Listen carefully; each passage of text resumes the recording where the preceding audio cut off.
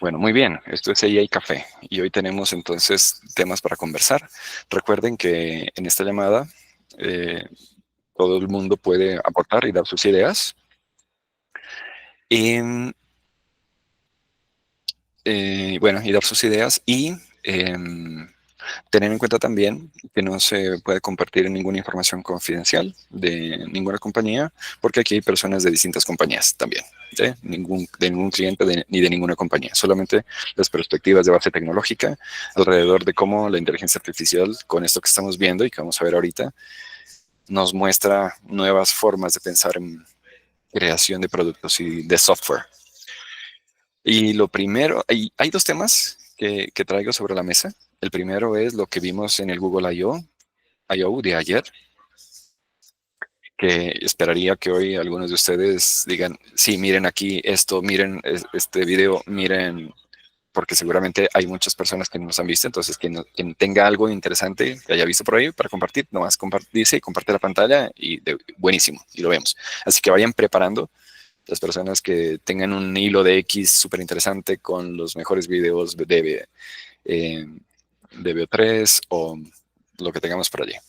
Eso, la primera parte. La segunda parte que, que quisiera que toquemos tiene que ver con OpenAI.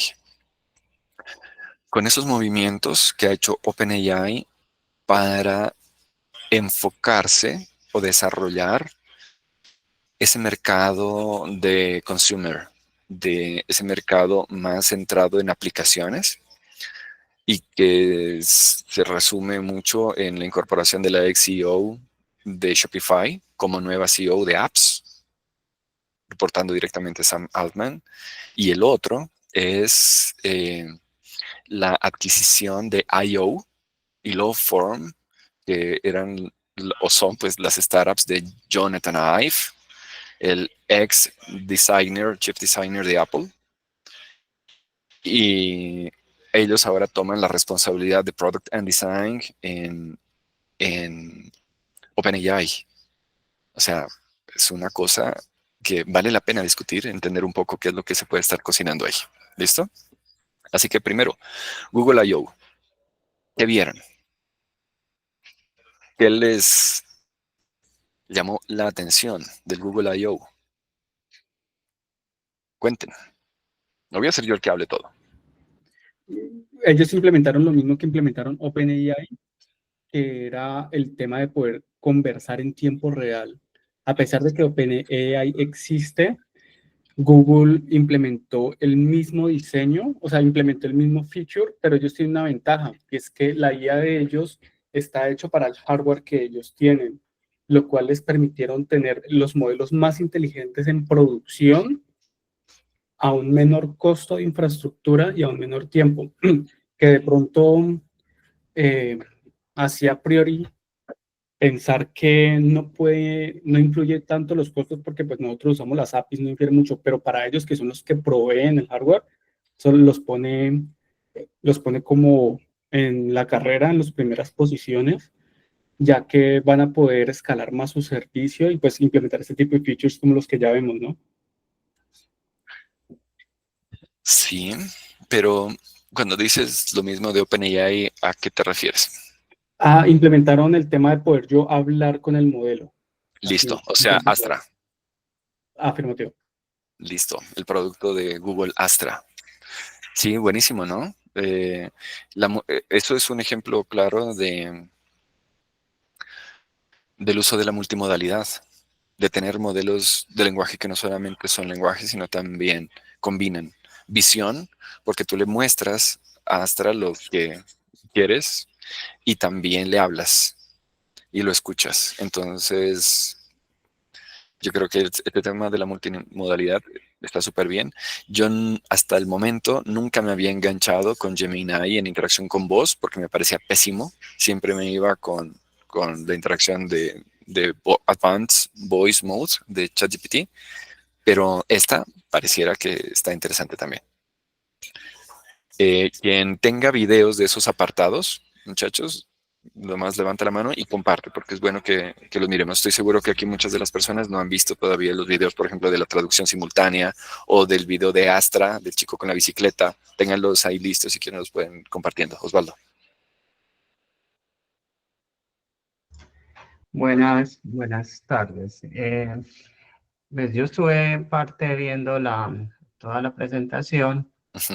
Me dejó muy intrigado o me dejó pensando en qué van a hacer todos los demás labs, todas esas startups que están creando productos y llega Google y les hace como que, ves que yo ya tengo esto más adelantado, eh, empezando pues, con las grandes, pero las pequeñas que estaban haciendo los intentos, yo creo que ahí es donde uno dice, esto hay que nivelarlo y ellos van a ganar, obviamente son 4 o 5, y las pequeñas pues van a ser absorbidas por ellos con productos más sofisticados. Me llamó el impacto fue en la parte de los videos, bio, y en la parte de las gafas, donde usted interactúa video, los mapas, que dónde está el café, y entonces la chica con las gafas, pues se les vio que le dijo cuál era la ruta. Entonces creo que ahí es donde uno dice que van a ser las startups, ¿sí? A la final yo creo que lo que van a hacer es lo mismo que hemos discutido, vamos a terminar siendo son usuarios de las grandes, más no los consumidores, bueno, consumidores, más no los productores, porque las grandes están llevándose como que las ideas, y esa es como que la reflexión que quedó yo, pues después de ver el video o después de ver la presentación el día de ayer. Y anteayer estuvo Microsoft lanzando El build. también, ¿sí? ¿Sí? Entonces también Sí. ellos están en ese proceso y como que, bueno, ¿qué vamos a hacer las pequeñas? ¿Sí? A la final. Solo llamamos APIs de ellos. Eso es como una conclusión. Y ofrecer servicios. En este momento, llevo casi un año tratando de buscar productos y eso es tan cambiante que a la final termina uno diciendo, al día de hoy hay que ofrecer solo servicios de consultoría, porque productos todavía está muy, si llega otra y le crea su producto y era más grande, obtiene más dinero, entonces no es posible. Es que pareciera que esos productos que están pensados para tener un alcance global y un gran impacto, eh, pues no tienen futuro solo como productos, porque terminan siendo absorbidos por estas compañías o en términos de adquisición de la startup, como lo que pasó con Galileo AI y OpenAI hace poquito, y estos últimos días han habido varias adquisiciones, o sea que la gran compañía, el gran laboratorio, implementa la funcionalidad. Entonces, sí, pareciera eso. Entonces, si es así, ¿dónde hay cabida para el desarrollo de productos? ¿Será que entonces eh, la idea sería ir a nichos? Y cuando digo nichos me refiero a industrias específicas, resolverle la vida a una industria o, por ejemplo, enfocarse solo en healthcare o enfocarse solo en, en transporte o algo así. Es posible. Em, pero también hay algo súper interesante y es que nos estamos dando cuenta cómo estos sistemas compuestos basados en modelos de lenguaje gigantes cada vez son más generalistas y son capaces de hacer más cosas. Y con más cosas se van adaptando a distintos escenarios. Y una de las formas de intuir o de predecir que estos grandes laboratorios van a ir por aplicaciones específicas es con la movida de OpenAI, con la contratación de la ex CEO de Shopify. Quieren encontrar líneas de negocio con las que puedan llegar a un mercado muchísimo más amplio y más puntual del que ahorita están llegando. Y siendo la aplicación más usada en este momento en Internet, ¿no? ChatGPT, me refiero a la aplicación de IA generativa más utilizada. Aún así, entonces, claro, la idea es ir por más. Y ir por más va por un lado, hasta donde yo lo puedo ver, en aplicaciones específicas, con lo que les dije de la chica esta de Shopify, pero también conectando con lo que les dije al inicio, conectando con el último movimiento de Sam Altman con Jonathan Ive. Jonathan Ive, para quienes no lo hayan escuchado antes, sí, para quienes no hayan escuchado antes a Jonathan Ive es la persona que era el director en jefe de diseño en Apple en la época de Steve Jobs. Fue la persona a la cabeza detrás del diseño del iPod, del iPhone, del iMac, el del primer iMac, de la bolita que parece una lámpara y la pantalla acá pegada, y de ahí de los siguientes diseños del iMac. Pero hace unos años, Jonathan Ive renunció, salió de Apple después de que ya Tim Cook tomó las riendas y estaba haciendo X cosas por allá. Pero en este momento, estas iniciativas o startups que tenía, I.O. y esta otra que se me fue el nombre, Loveform, fueron adquiridas por Sam Altman y ellos dicen que desde hace 2 años venían trabajando. Ellos están pensando en un dispositivo que resuelva las fricciones que en este momento tiene el consumir ChatGPT. ¿Qué fricciones hay ahora mismo para consumir ChatGPT? Pues tener que sacar el celular, abrir la aplicación, iniciar un nuevo chat o buscar un anterior y hacerle la pregunta y esperar la respuesta, y cuando tengas la respuesta, entonces decidir ya qué haces después. Todo eso se ve como fricción. ¿De qué manera podría evitarse esa fricción? ¿Qué creen? ¿Qué tipo de dispositivo creen que puedan crear? Pues lo que se ha visto mucho son wearables. Los wearables, como el de Humane. Sí, se han visto dispositivos en collares, dispositivos en muñeca, El Friend, dispositivos dentro de las el gafas. Rabbit, las gafas. Sí. Pero han sido intentos fallidos hasta el momento, ¿no es cierto? ¿Por qué serían fallidos? ¿Y qué hará que lo que saque OpenAI ahora no sea fallido, si es que eso sucede? ¿Han pensado en eso? ¿Por qué podría ser? Cuando un producto se pega o no se pega, al final es por la experiencia que le da a una persona. Por eso tanto el boom de la experiencia. ¿Cómo es la experiencia que te da? Pero aquí hay un pero gigantesco. Y ese pero gigantesco es que tú estás poniendo a una máquina a escuchar lo mismo que tú escuchas, a ver lo mismo que tú ves. Y con la capacidad de hablarte, donde entra la frontera de la privacidad.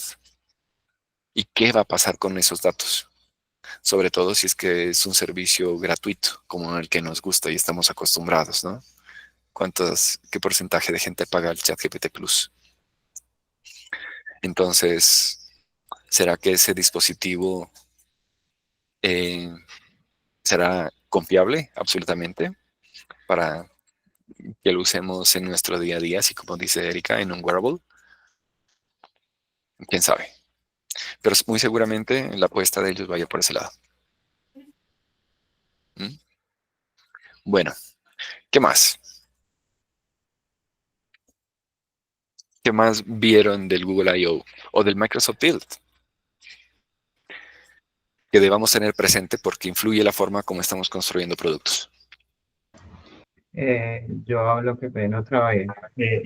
Algo que me dejó pensando es la misma competencia. O sea, ya sabemos que hay una base grande que son los LLM o los que generan ese tipo de construcciones, y hay otros que son los que generan por debajo unas APIs un poco más genéricas. Ejemplo, el LangGraph. Y hay otra digamos que uno se especializa, yo por ejemplo en Java. Entonces yo estaba muy convencido de que Spring, que es de VMware y todo eso, iba a funcionar. Le hizo competencia a LangGraph, pero resulta que Alibaba también generó un API de Spring, competencia de Spring. Entonces uno dice, entonces ni siquiera hay forma de escoger APIs, porque se están compitiendo también a las de alto nivel. O sea, una cosa es a bajo nivel, que son las APIs de Gemini, sí, pero ahí a alto nivel otras APIs y también. Entonces queda uno generando productos que también están en beta, en alfa y en release, y cuando llega el release ya cambió todo.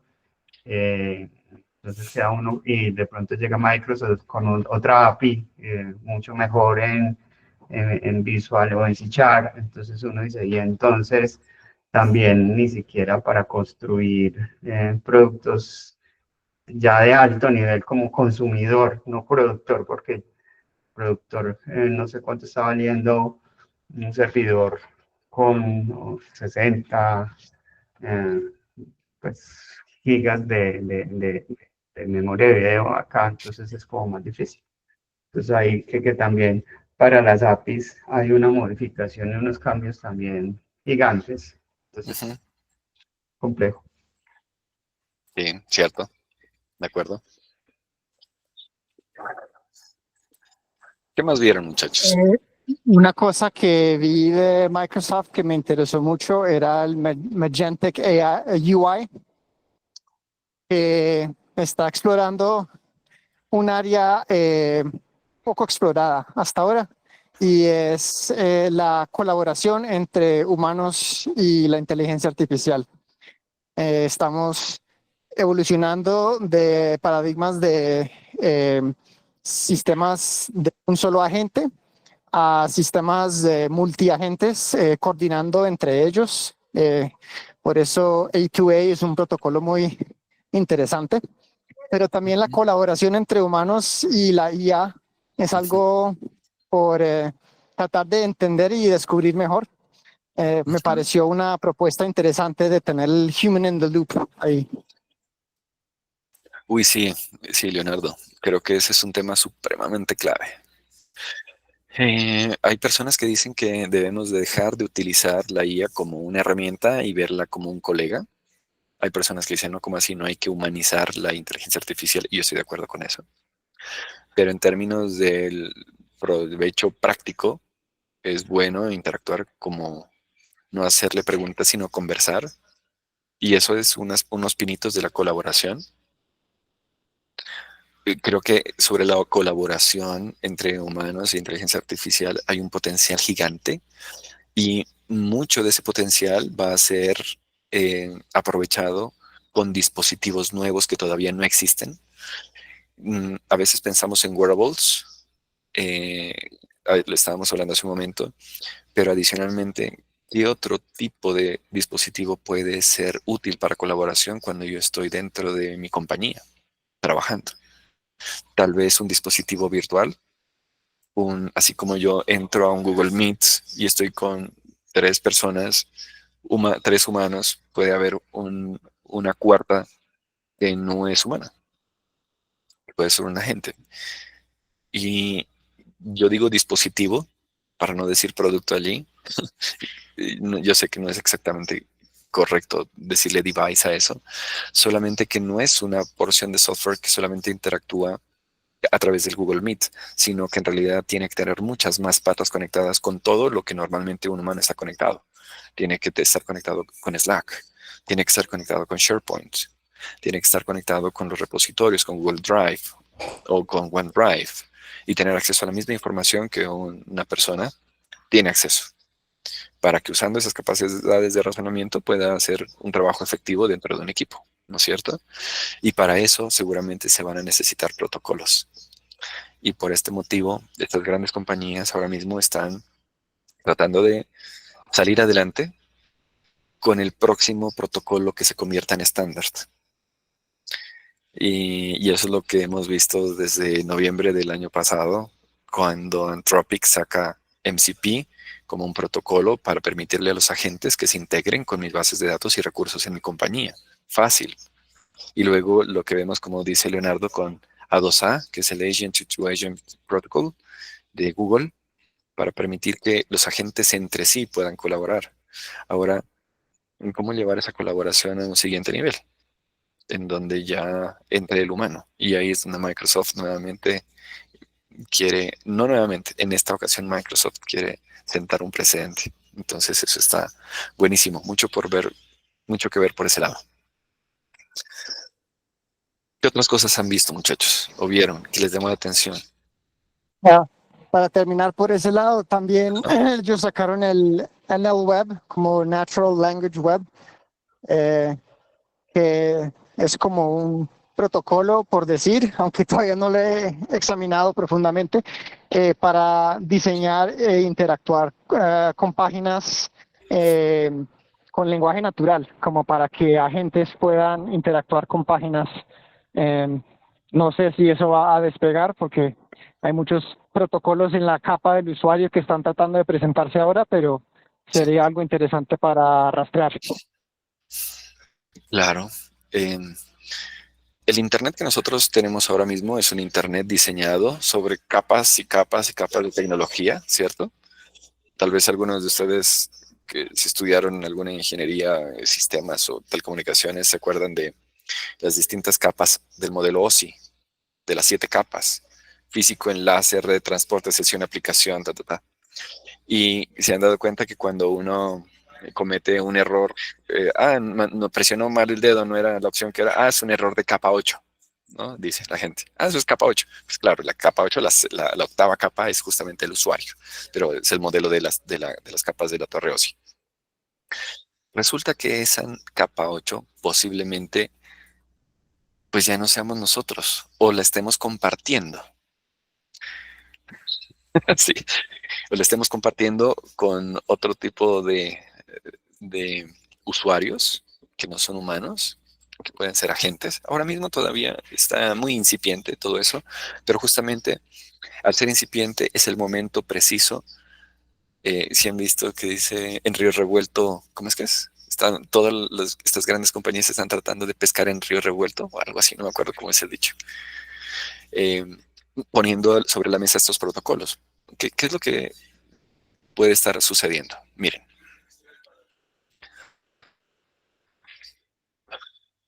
Es que ni siquiera está solamente en la arquitectura de Internet, es que va desde más abajo, la arquitectura computacional. Los computadores que nosotros estamos usando ahora mismo son computadores que vienen desde la arquitectura base de von Neumann, ¿sí? De John von Neumann, en donde hay una unidad central de procesamiento, hay unos dispositivos de entrada y salida y hay una memoria. La unidad básica de información, de transferencia de información, es el byte, no el bit, el byte, que es el byte el que viaja en paralelo entre los dispositivos de entrada, el procesador, y se almacena en la memoria, los bytes, ¿no? Resulta que a mí me llama la atención la propuesta que hace, ¿cómo se llama este man? Andrej Karpathy. Andrej Karpathy es una persona muy reconocida en el mundo de la inteligencia artificial, le ha metido muchísimo a Deep Learning, fue el director del Autopilot en Tesla, trabaja en OpenAI y bueno, toda la cosa, o sea, un súper duro. Y el man dice, oiga, es que, ¿qué tal si la arquitectura computacional tiene una evolución? Yo la veo realmente como una capa adicional, manteniendo la capa que tenemos, una siguiente capa en donde la unidad central de procesamiento no sea ya la CPU, sino que sea un LLM. Interesante, un LLM. Porque puede, entre comillas, pensar.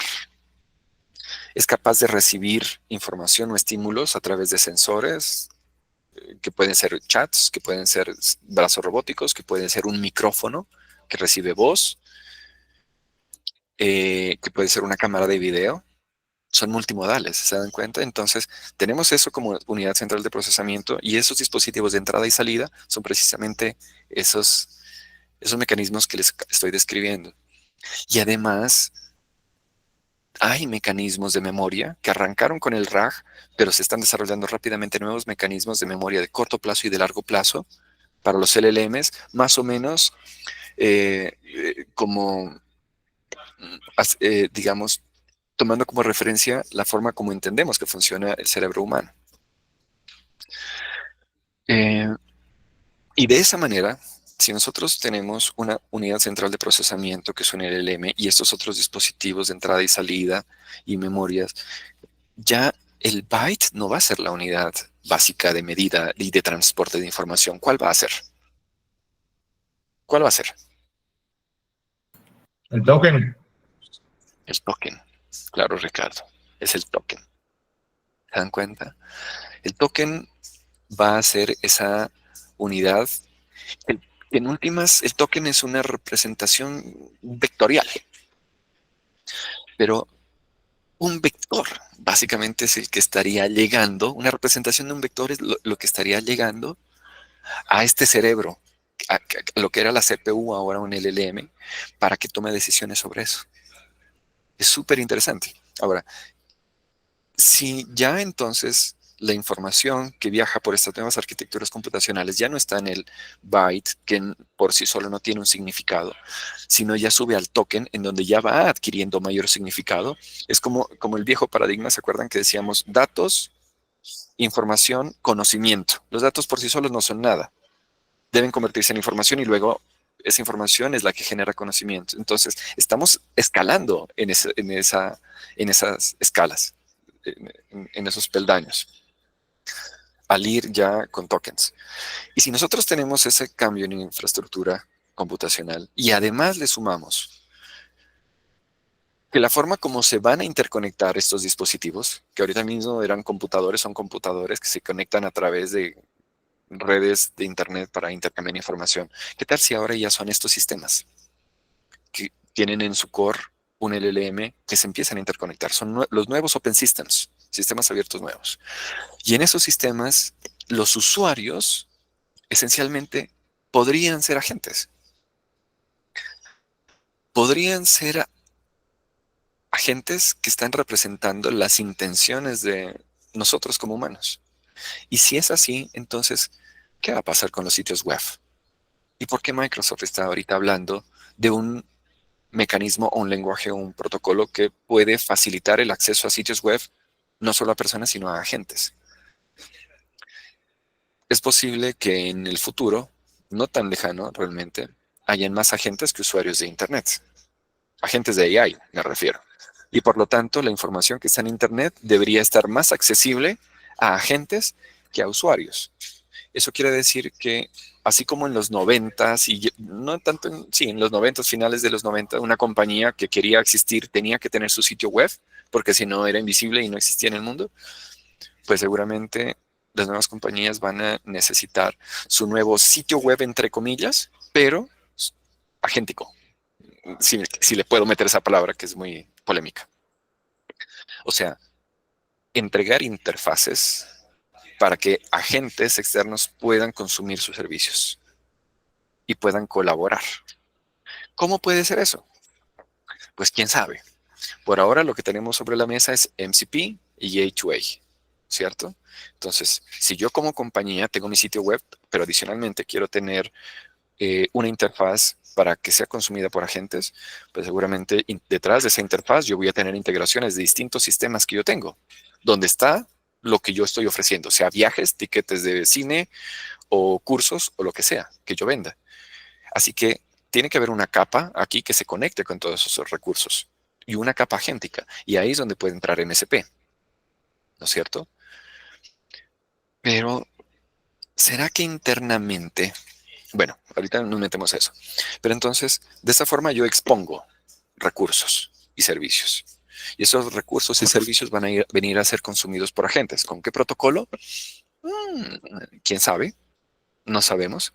Tal vez sean clientes de MSP y que consumen mis servidores de MSP. O pueda que yo más bien tenga agentes en mi frontera que colaboren en un esquema de B2B, por ejemplo, con mis proveedores y con mis clientes, con los agentes de mis proveedores y los agentes de mis clientes. ¿Se dan cuenta?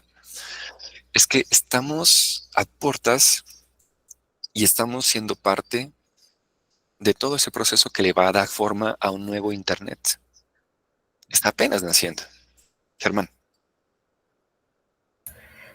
Pues, mira, Dani, lo que tú estás comentando, no sé si han podido tener la oportunidad de leerse el libro Life 3.0 de Max Tegmark, que es del No. MIT. Él es un libro del año pasado, es básicamente, como Being Human in the Age of Artificial Intelligence. El approach que él hace a todo esto que está pasando, porque él es un tipo reconocido en todo el tema de inteligencia artificial desde hace mucho tiempo, lo enfoca más que todo en eso, en cómo todos estos conceptos de vida, como es la vida 1.0, la 2.0, la 2.1, que supone que es en la que estamos nosotros, más que todo gira alrededor de cómo manejamos la información, ¿sí? Básicamente. Entonces, y él inclusive en la introducción del libro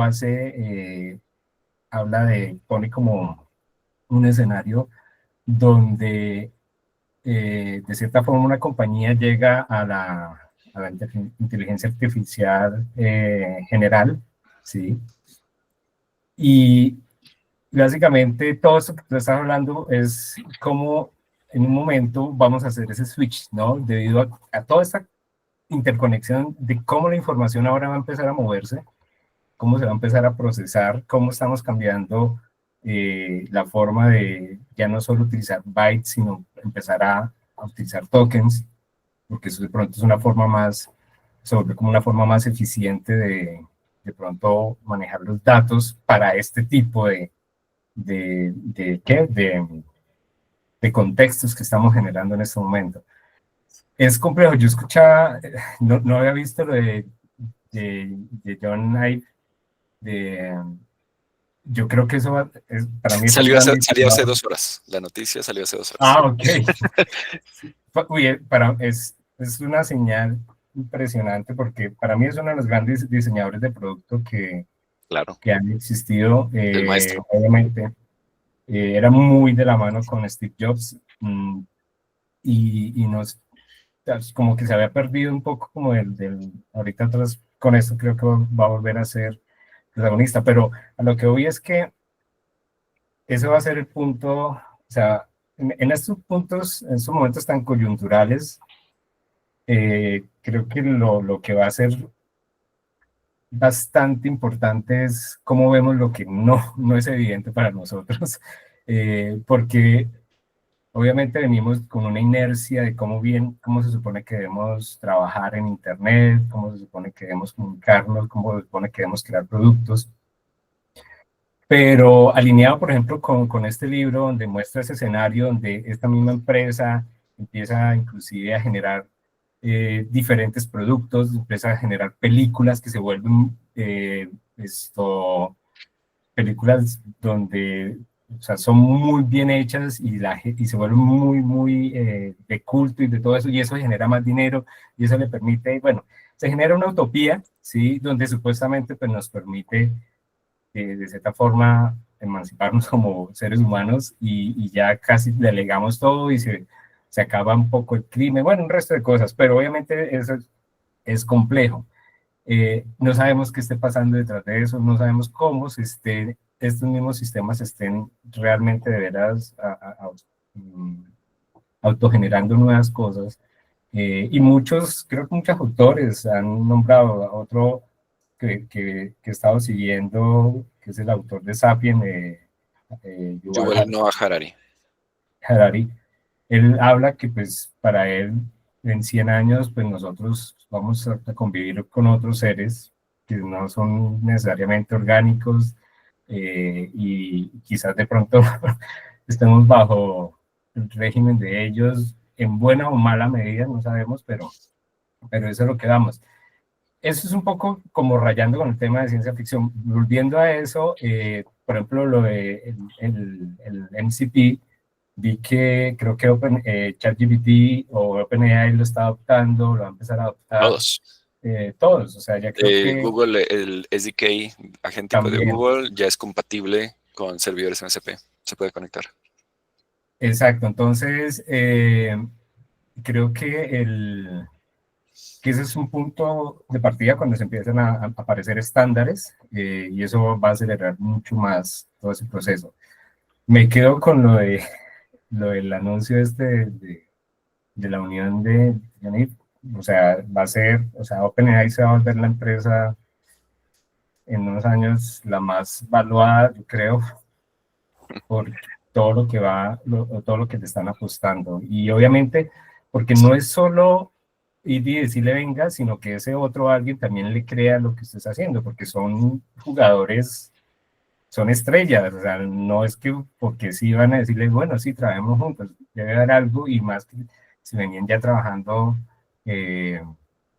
tuviste como 2 años atrás ya venían cocinando algo, entonces, bueno, creo que eso siempre pasa, ¿no? Y alguien creo que mencionó al principio que es abrumador porque uno no sabe si realmente se enfoca en algo y mañana ya es otro, pero eso hace parte de estos momentos coyunturales. Les recomiendo mucho el libro, este 3.0, Life 3.0, toca un poco el tema porque este autor fue uno de los gestores de casi reunir a todos, al principio a Elon Musk, a todos para empezar a crear OpenAI y esa visión que al principio que se veía detrás de eso. Es bastante bueno. Es del MIT y está en un análisis interesante ahí, pronto un poco filosofar acerca de eso, pero lo importante es eso, cómo ahora la información se va a manejar.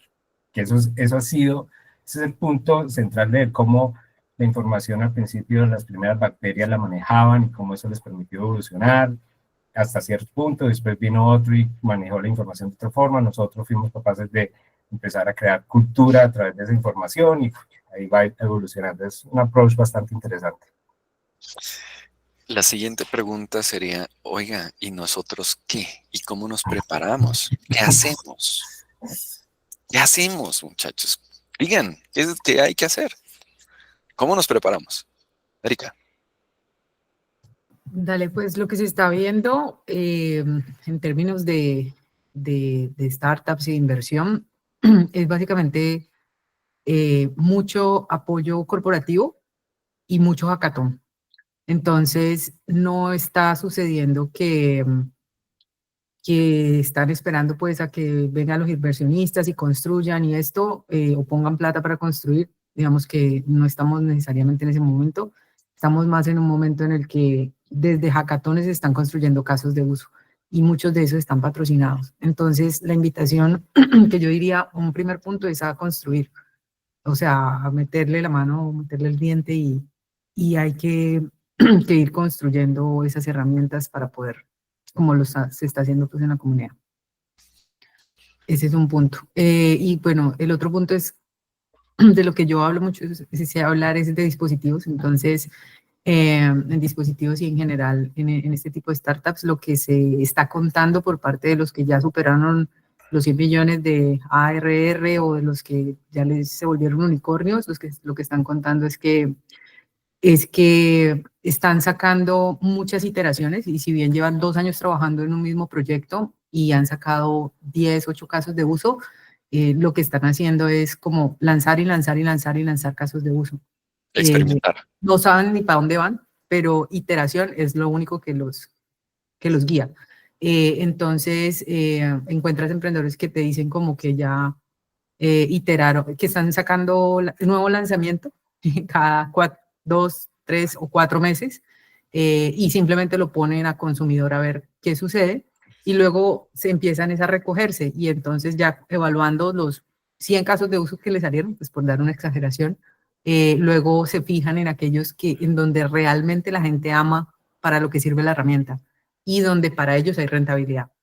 Y ahí es donde ya cogen y hacen un pivot de lo que era la startup inicial que tenía miles de casos de uso y como ustedes estaban contando ahorita, se enfocan en una sola cosa, que no es por tipo de vertical, es ya por una problemática en particular, que a veces ni responde a un caso de uso, sino como a la suma de muchas cosas. Entonces, a veces también se ve acá que dicen mucho que que, ay, me tomó 2 años, no, me tomó 4 semanas sacar este MVP y ahora la logré y Sí, lo de acuerdo. hice $1 millón en 4 semanas. Y lo que hay detrás son 2 años de trabajo y 12 iteraciones para De poder acuerdo. contar la historia así en LinkedIn. Y tú sigues en San Francisco, ¿no es cierto? ¿Estás allá ahorita? Sí. Bueno, oye, esto que tú dices me pone a pensar en dos vías.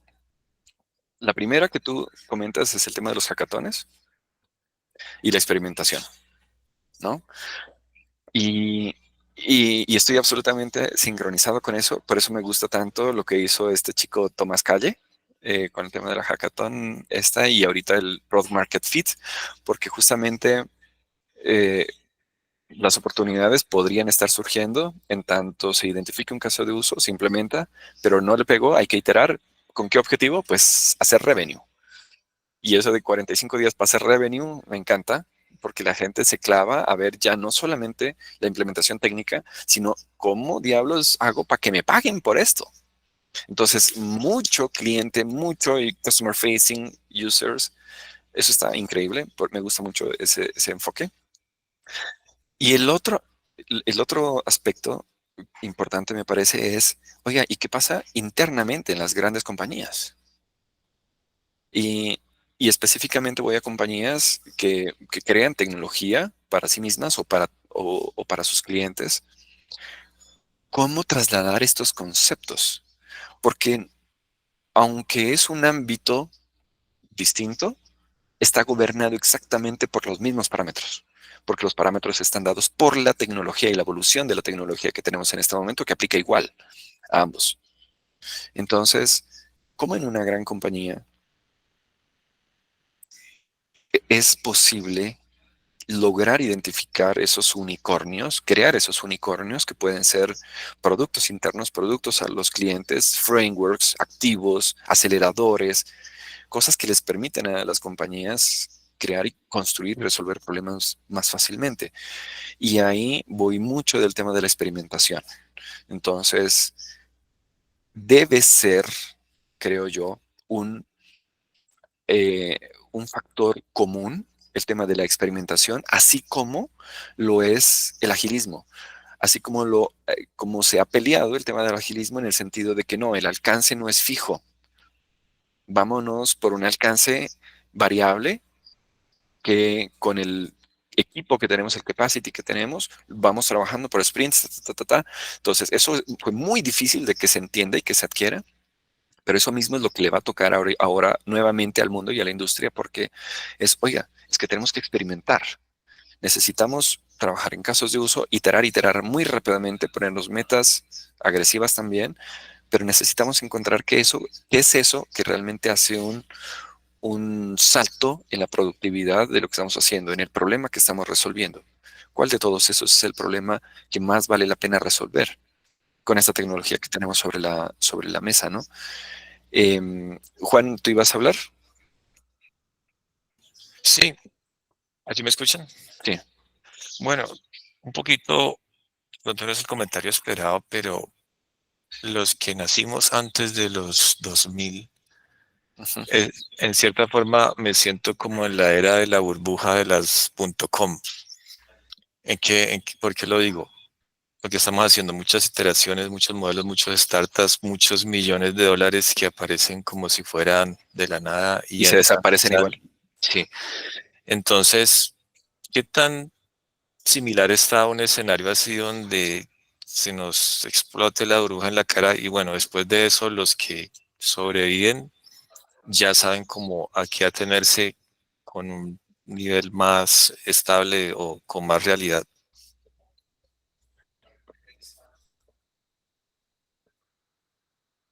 Respuestas. ¿Qué será?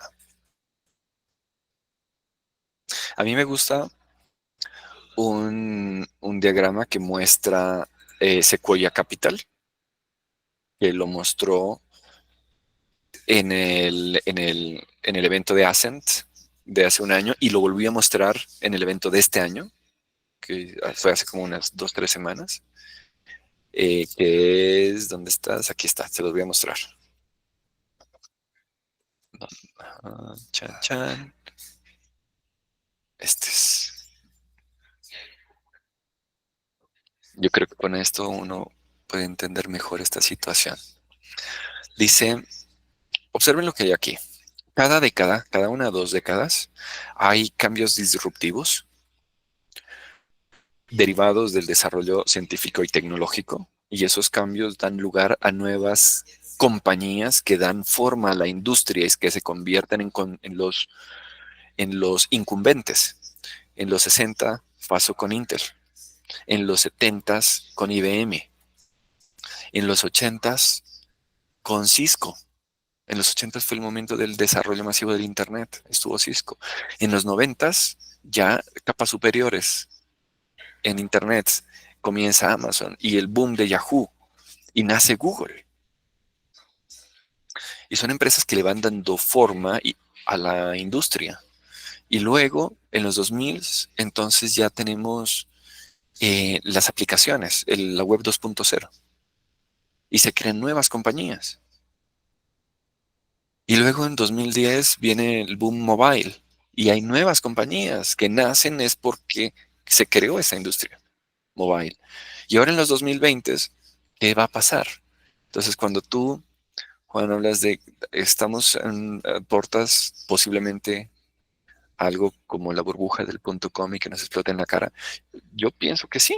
Es que en todas estas partes, en todos estos bloques, no tanto en los de abajo, pero en los de más arriba, hubo muchas compañías que finalmente murieron. Y explotar la burbuja significa que te moriste. Por ejemplo, en los 90s yo usaba Altavista. En los 2000 alcancé a utilizar Altavista. Yahoo, ¿quién utiliza ahora búsquedas en Yahoo? ¿Quién busca en Yahoo? ¿Quién usa Altavista? Nadie. ¿Quién usaba ICQ en los 90s? O el MSN Messenger. ¿Y ahora en dónde están? Es que en cada uno de estos momentos, la disrupción tecnológica genera un caldo de cultivo para muchos intentos y muchas startups y de todas esas al final se descreman y quedan las compañías que finalmente terminan liderando una industria. Y si nosotros le ponemos atención a eso, resulta que esas compañías que están allí, ¿dónde está? Ay, qué lástima, no está aquí. Les voy a mostrar algo que es increíble de ver. Esas compañías que están allí, ojalá estén en esta. Veamos. Sí, en esta sí. Ajá. Les voy a mostrar cuál es el impacto de esos cambios tecnológicos en el mundo real. El mundo real se mueve con dinero. Ay, no puede ser, no está aquí. Oye, Dani, Ni modo.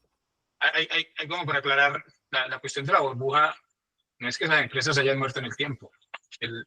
La burbuja fue que se reventó. Sí, ahí mismo. En específico. Y esas empresas sobrevivieron, por lo menos Altavista, como hasta el 2004 funcionó. ¿Sí? La .com fue en 2000. El problema del estallido fue que, como hoy, se crearon productos sin sentido. ¿Sí? Sobre inversión. Sí, recuerdo la entrevista de un founder que decía, es que yo no podía creer que me pagaran millones de dólares por la creación de un sitio web. ¿Sí? Entonces, ese es como el esto del estallido, pues, ¿sí? Y hoy también vemos, pues, mucho producto encima de que están dando o no valor, pero que seguramente no van a sobrevivir, ¿sí? Entonces, sí, esa es como la cuestión ahí como para atinar. Son productos que están pescando el río revuelto. Erika. Sí, también lo que uno nota, y es otra de las cosas que me parece más interesante, es, bueno, está el juego de los que van en su camino de construir desde cero, encuentro un caso de uso primero que los grandes y me compran, ¿cierto?